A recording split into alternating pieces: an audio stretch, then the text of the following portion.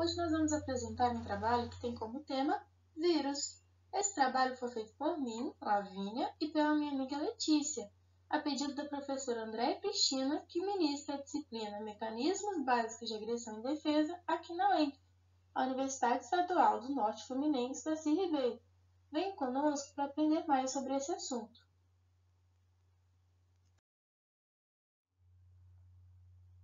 Partindo do pressuposto que vocês possuem conhecimento básico a respeito dos vírus, já pararam para pensar no que acontece com o nosso corpo quando somos infectados? Como reagimos a essas situações? Então, a primeira resposta a uma infecção ocorre através do sistema inato.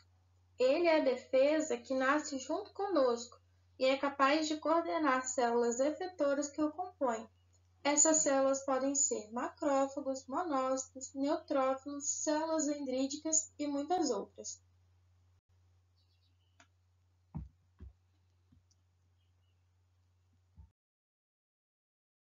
O modo que essas células detectam a presença de organismos invasores, como os vírus, se dá através do que chamamos de PRRs e PAMPs. PRRs são padrões de sinalização de receptores de reconhecimento que estão presentes nas células do nosso organismo, e as PAMPs são padrões moleculares associados a patógenos.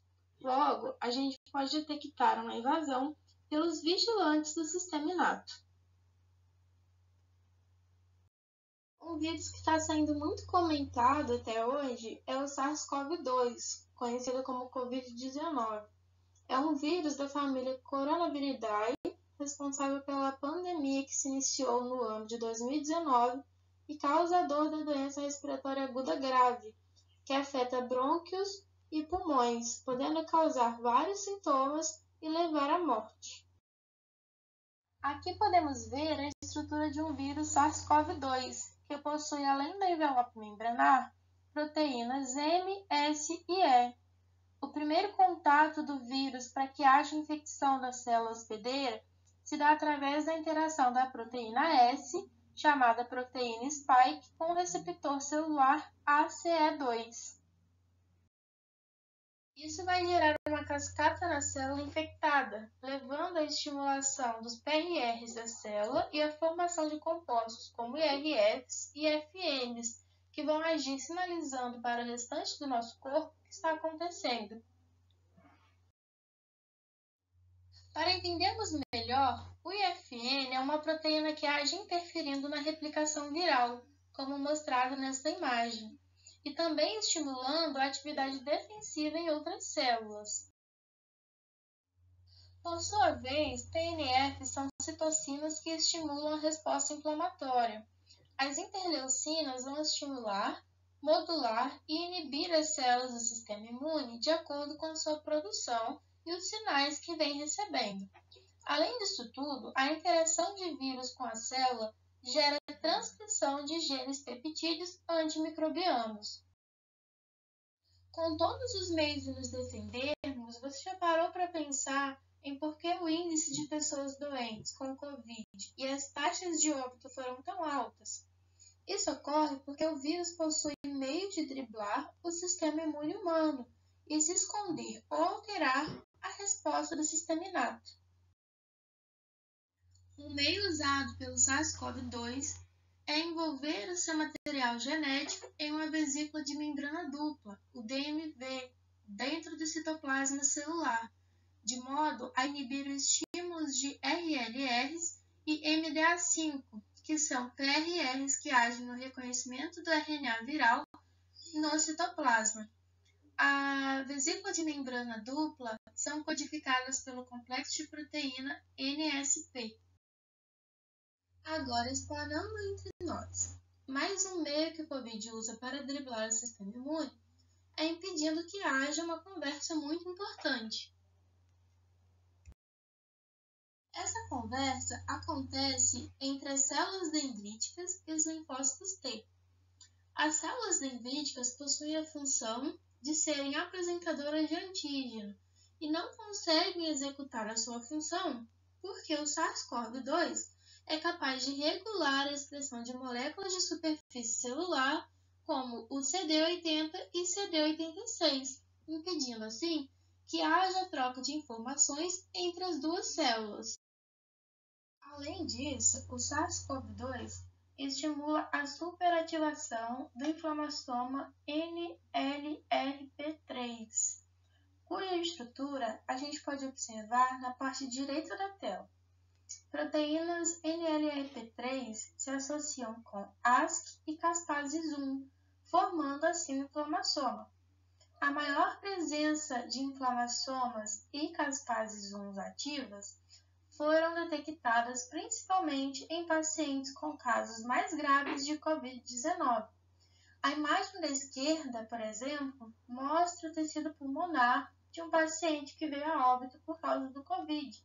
E em vermelho podemos perceber os inflamassomas ativos. Em verde temos as fibras de colágeno, em azul os núcleos das células pulmonares e em rosa as células epiteliais.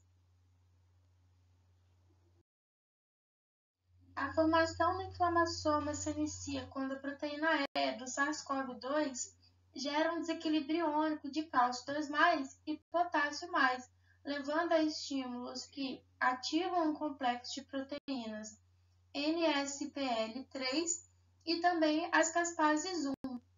Isso vai levar à formação de interleucinas pró-inflamatórias e também levar à piroptose, que é a morte celular estimulada por infecções como essas. Isso acaba levando à perda exacerbada de células do sistema imune e também, consequentemente, à disseminação do vírus.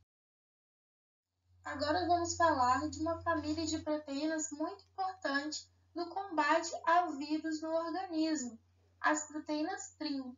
Elas possuem 3 domínios conservados, que são o RINC, B-Box, Colid-Coil e, além disso, possui um domínio C-terminal que possui variações, mas o mais comumente é o composto PRI-SPRI.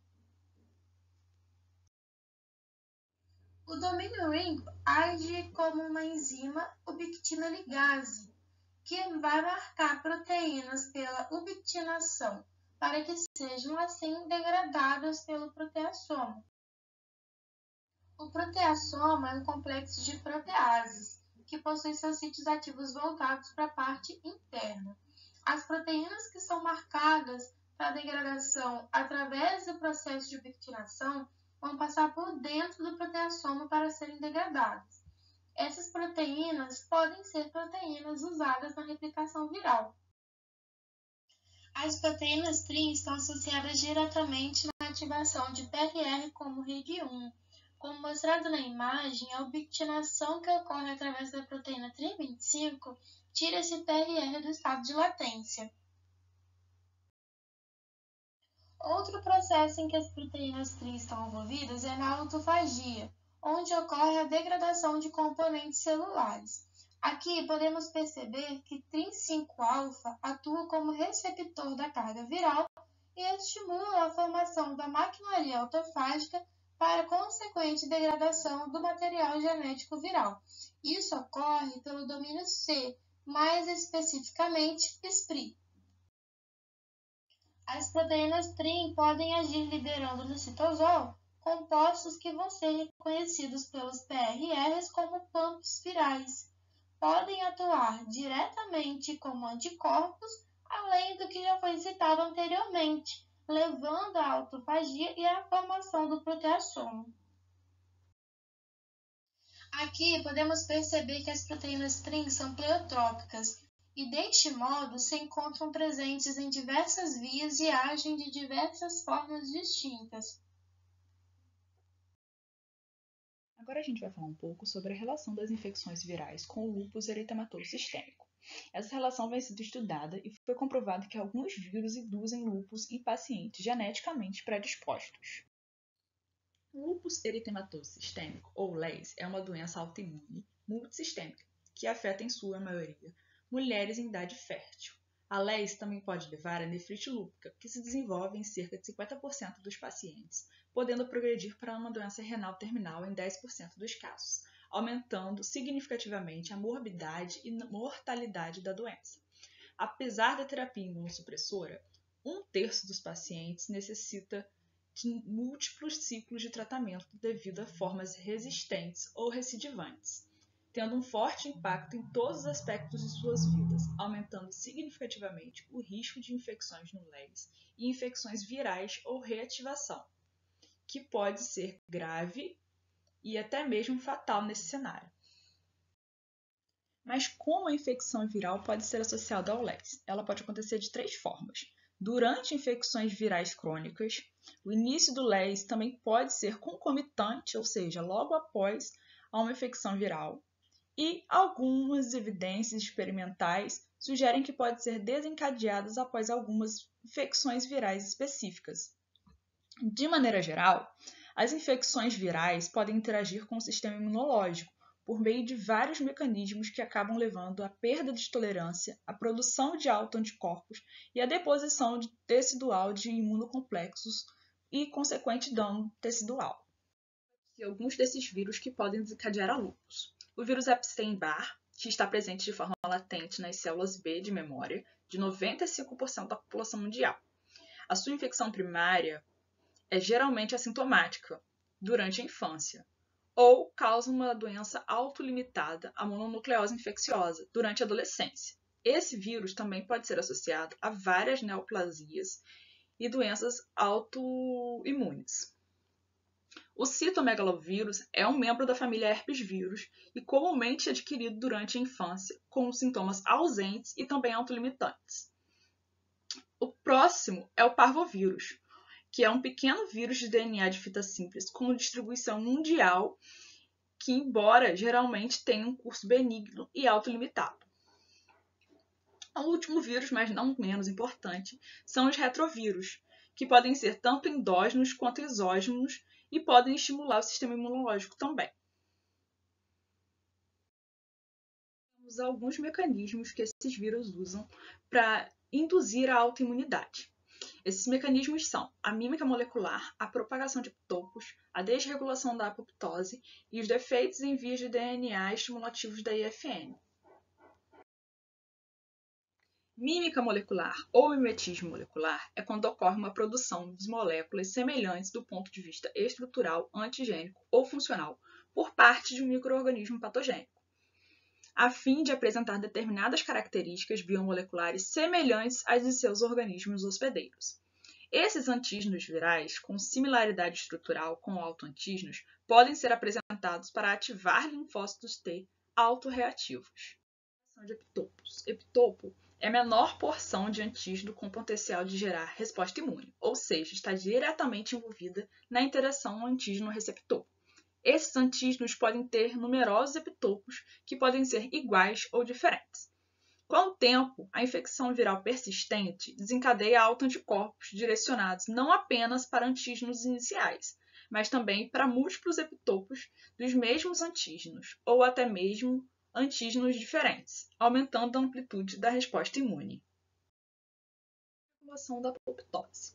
As infecções virais podem aumentar a apoptose celular com ativação do T helper 17 e liberação de material nuclear não digerido.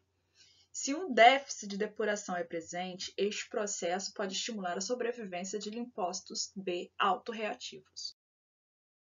Fatores epigenéticos. Existem 3 principais modalidades epigenéticas que permitem que o vírus modifique a expressão de genes envolvidos na resposta imune, que são a metilação do DNA, modificações de histonas e mecanismos baseados em RNA. Aqui temos exemplos das múltiplas vias intracelulares desencadeadas pela infecção do citomegalovírus e do Epstein-Barr, que convergem na expressão de citocinas pró-inflamatórias e genes de resposta do interferon tipo 1. No momento 1, as glicoproteínas B e H do citomegalovírus engatam na superfície TLR2 e desencadeiam uma via inflamatória que leva à ativação do AP1. No momento 2, o DNA citosólico do citomegalovírus interage com a sintase cíclica GMP-AMP e inicia uma cascata que tem como alvo NF-κB e IFR3. No momento 3, o material nuclear do citomegalovírus é envolto por endossoma e sinaliza TLR7, levando à ativação do IFR3, 5 e 7. No momento 4 é a fase de latência do Epstein-Barr. O LMP1 induz expressão do IR5, 7 e NF-κB.